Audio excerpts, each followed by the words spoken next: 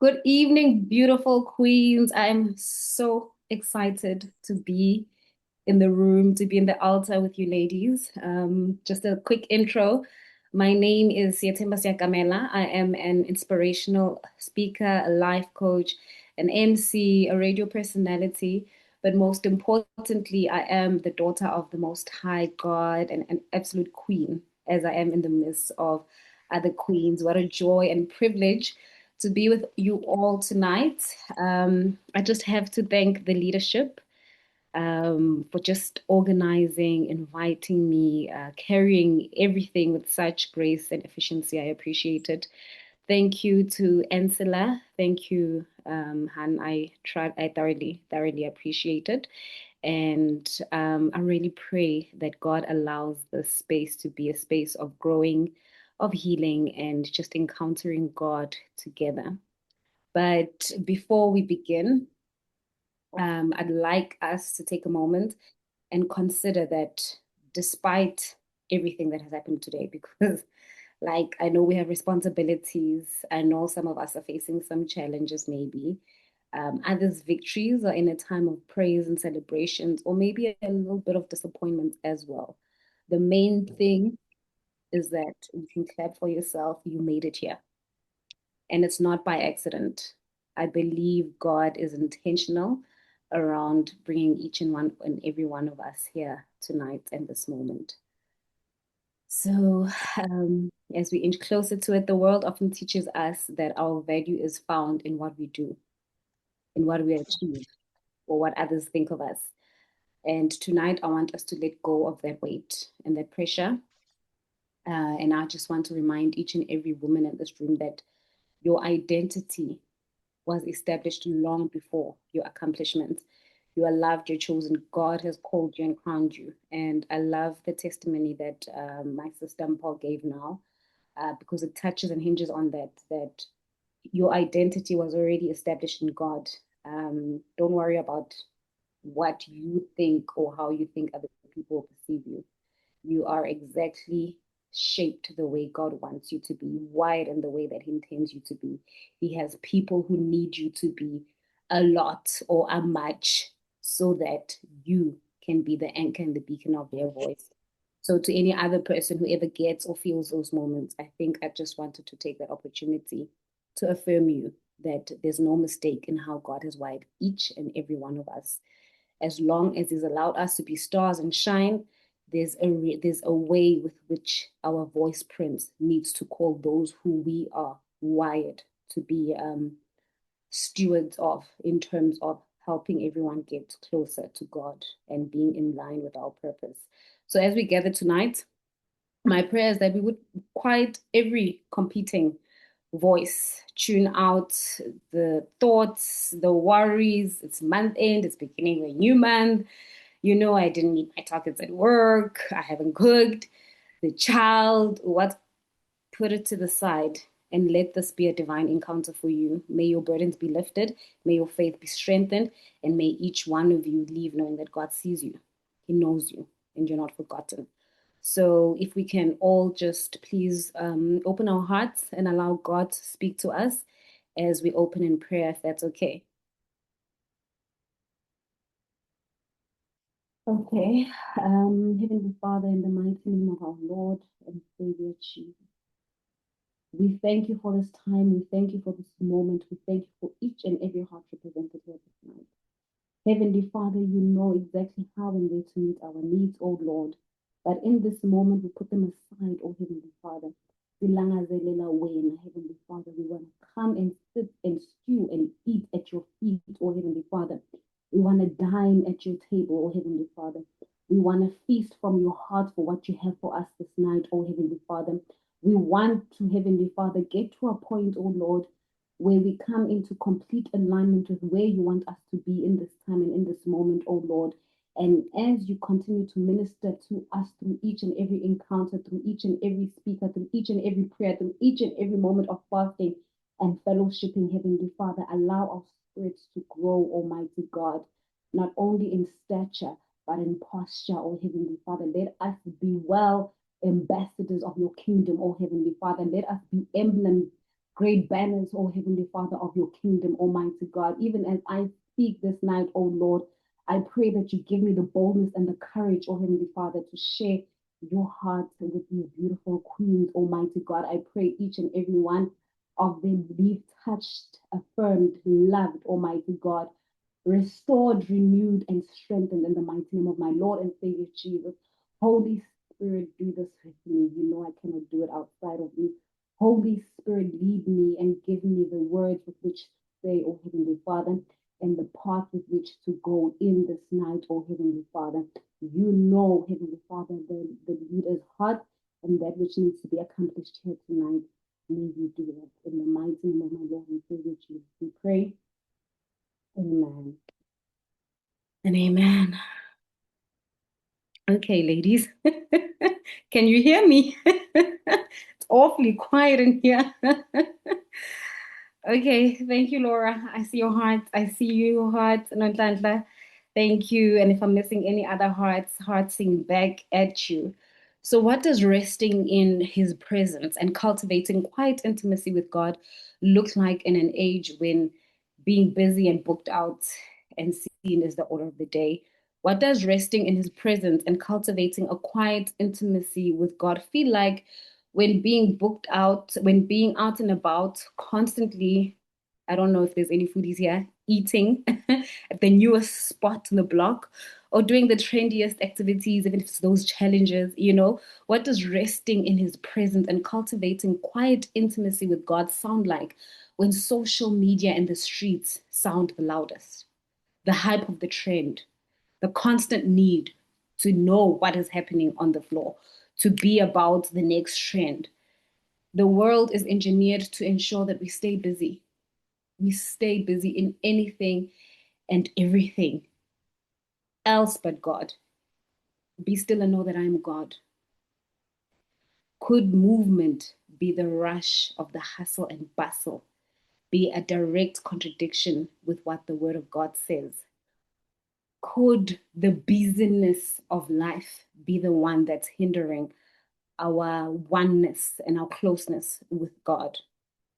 With honesty, I want to know how many of you queens right now are truly, you're seated, you're focused, you're honed in on what is taking place right now. No thought in the back of your mind. No focus on the instant messages potentially popping on your screens right now.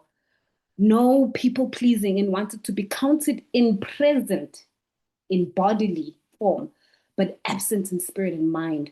How many of us have allowed our attention span to be robbed by the constant need to be affirmed, to belong through social media or the phone? Hard questions, right? Believe me, I had to sit with that myself and stew with this. So I know anything I'm asking, I'm provoking you on, I've had to ask myself first. So I know it's not easy. We live in a life where something's always happening. And I'm not trying to come on here with a word of condemnation. I just want to bring to the foreground wisdom, focus, and awareness for you to recognize the fowler's snare. The enemy comes to kill, steal, and destroy. His mandate has always been the same, it's never changed. The only thing that is changing now are the tactics, the strategies on how he's going to carry out his agenda, how he's going to steal from you, how he's going to kill things in your life, how he's going to rob you from withholding that which God wants you to attain, and how he's going to destroy you ultimately.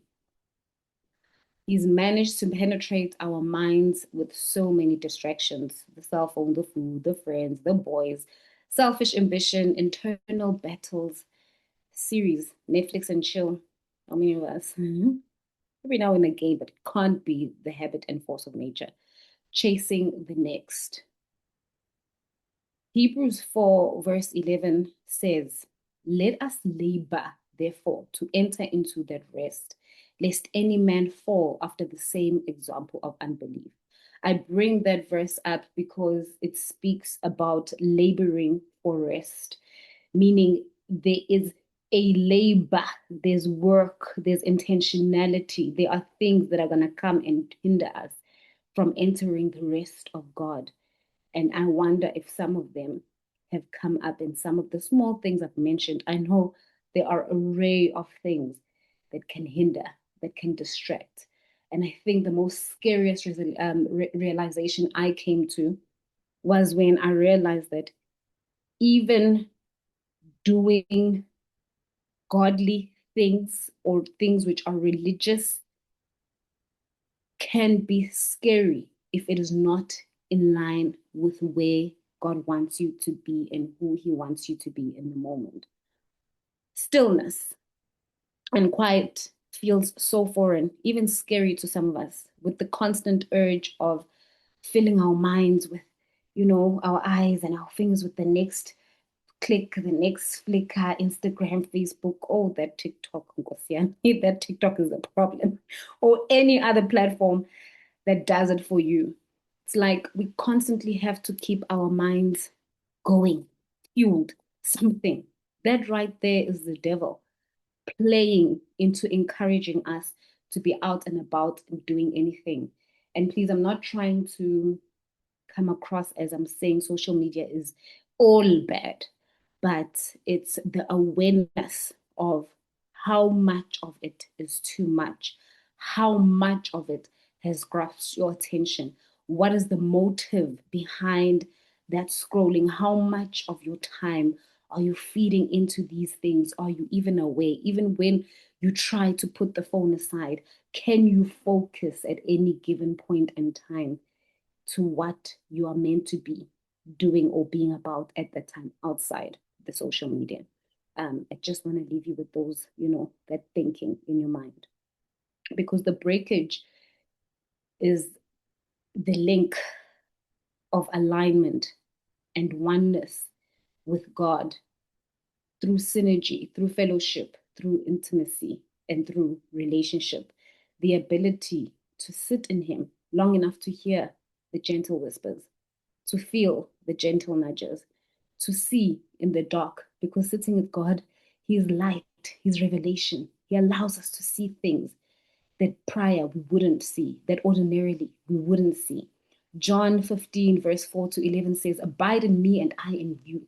As the branch cannot bear fruit of itself unless it abides in the vine, neither can you unless you abide in me."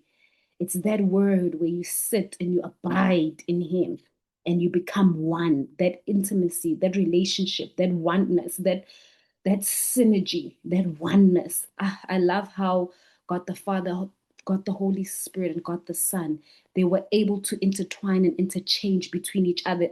Each one understood their role and their place. There was never a disconnect. There was never, look, Jesus continued to do life. He ate, he fellowshiped with people, he healed, he did ministry, he slept, he prayed, but there was always synergy. So to you tonight, I put it to you that could the breakage in linkage be that religion has taught us that we align and we become intimate with God only in certain aspects, only on certain days, only in certain moments, only when we're doing certain activities, or there is a divine ability to be one with God at every time, in every moment, provided we recognized the light, the Holy Spirit within us, that abiding. Our theme tonight is dwelling in the Father's love, and our topic is moving from duty to delight in God's presence. And I want to ask again another question. When was the last time you enjoyed God's presence? No cell phone, no counting down the time. No, I'm spending time with God, but in your head, you're going through all your to-do lists, you're shopping, you're sitting at church, they're closing out in prayer, you're already in your kitchen eating, girl. When last did you delight in God's presence and you just enjoyed beautiful time with Him? Stillness, worship, without any pressure to get back to, without any pressure to sneak or look at your phone, without any pressure lingering behind you. When last did you slow down and sit back and truly enjoy being in the presence of the Father without the pressure of anything else? or anyone else at that matter. It's fine. Luckily, I won't ask any of you to unmute your mic and be honest and tell me. So for many of us, our relationship with God has unintentionally become a checklist. Prayed, I read my word, I attended church, I served with my girl line. Father God, I even tithed, I gave you money, okay? I even gave some to charity and even some to some people on the streets who were needy. And then, of course, the loop, repeat. May I add also at times being pretentious, especially within the circle of Christianity and our fellow brothers and sisters. Checklist. There are things which are important. You have to go to work, you have to wake up, you have to brush your teeth. You know, girl gotta eat and do those things. But somewhere along the journey, we started to approach God more so from a point of obligation than just loving Him. We start feeling like we need to perform. I didn't read my Bible. I didn't pray as much this week. Ooh, I even skipped my fast day. Now all of a sudden you're going through your checklist and you didn't do so much. And then what happens? The enemy whispers, you are not worthy to summit the throne room or the altar of God. Oh, maybe certain things are not working out in your life because you didn't do A, B, and C.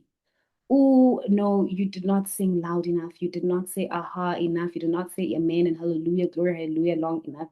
You did not praise and worship this one and two person. Performative performance, even for God. Our scripture, our foundation scripture is found in Zephaniah 3:17. The Lord your God is with you. The Lord your God is with you. The Lord your God is with you. The Lord your God is with you. Whether you know it, whether you feel it, whether you are aware of it, whether it makes the Lord your God is with you. The mighty warrior who saves. He will take great delight in you. In his love, he will no longer rebuke you, but will rejoice over you with singing. Daughter, I will read that again so that you can alleviate any burden off of you where you feel you need to come here and perform, where you think you need, oh God, a duty to do anything in your life, where you feel things are not moving because the word of God says, the Lord your God is with you, the mighty warrior who saves. He will take great delight in you. In his love, he will no longer rebuke you, but will rejoice over you with singing. Imagine that for a moment. The God who created the heavens and the earth, he delights in you, a whole you, not the future version of you, not the version that finally gets everything right, not the version that prays longer, serves more, or has no struggles. The you that is here tonight, that is the delight that God has in you today, tonight, as you stand. He is delighting in you, He is loving on you.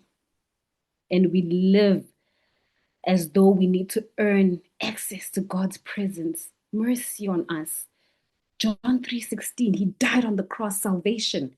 It is finished, tetelestai. But yet we still live as though we need to earn access to God's presence. Sometimes maybe we should close our eyes and our ears to the performative things that we see, sometimes even in our churches that make us feel, look, I'm all for honor, I believe in honor. But sometimes lines get blurred where we feel if this wasn't said to me, if I wasn't affirmed by this person who holds that position, and then it starts yielding performances, and then you're having awkward conversations with yourself. Oh, I don't belong. I'm not good enough. Next time I need to serve more. Then the performance comes, and it's in the church, it's not even something that's out, and they take it out into the world. So please, tonight, if there's anything you're going to take away from you, I'm going to read that word again.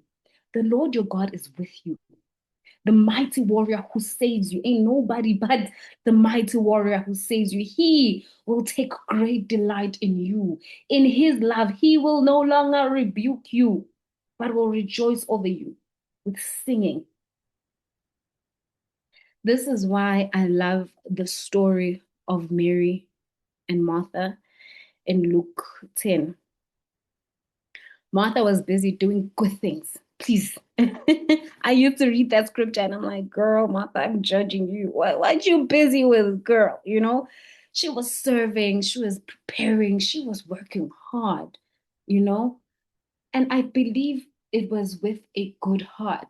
But I also question the purity of it in its entirety by virtue of the question she posed to Jesus. You would say, Lord, I'm out here working.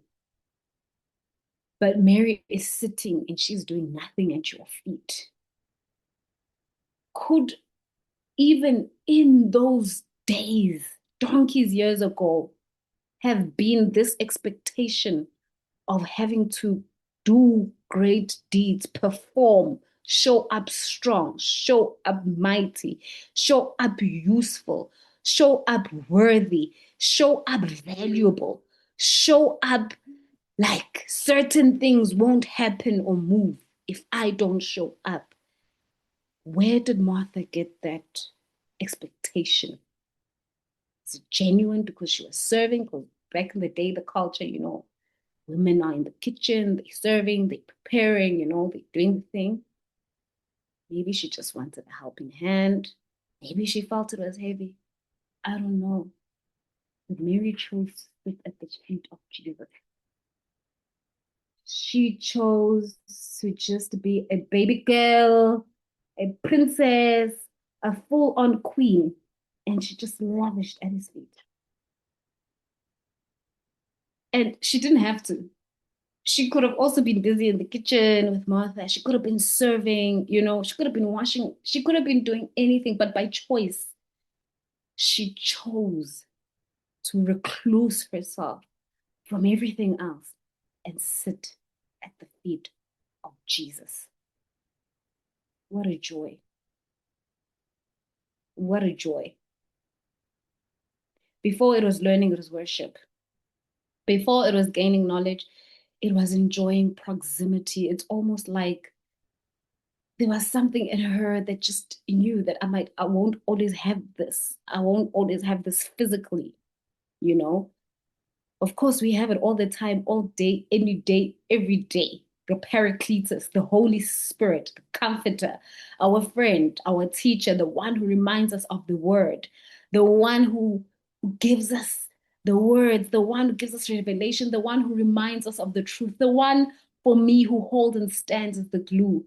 The Holy Trinity is with us, doing life with us, proximity all day, every day, all the time, in everything that we do, even in the mundane, even in the mundane. She simply wanted to be near Jesus. And when Martha complained, even Jesus didn't criticize Mary's posture. Nope. He affirmed it. Jesus affirmed Mary sitting at his feet. That could have been shunned down on. She's lazy, she's people pleasing, she's sucking up, But she was just having a relationship and fun times with the Lord.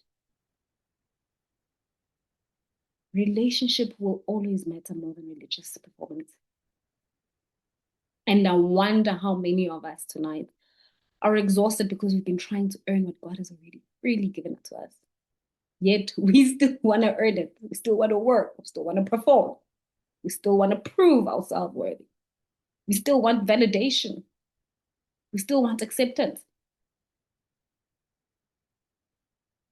His love, his acceptance, his presence is what is currently always actively available to us. Tonight, God is inviting us to put down the burden of performance, to stop measuring ourselves by how much we do for Him. Lord, I've got a charity organization. I help women. I serve at church. I give my time. I only see half my money and do it out of love. Do it in a rested place. Do it unduty bound.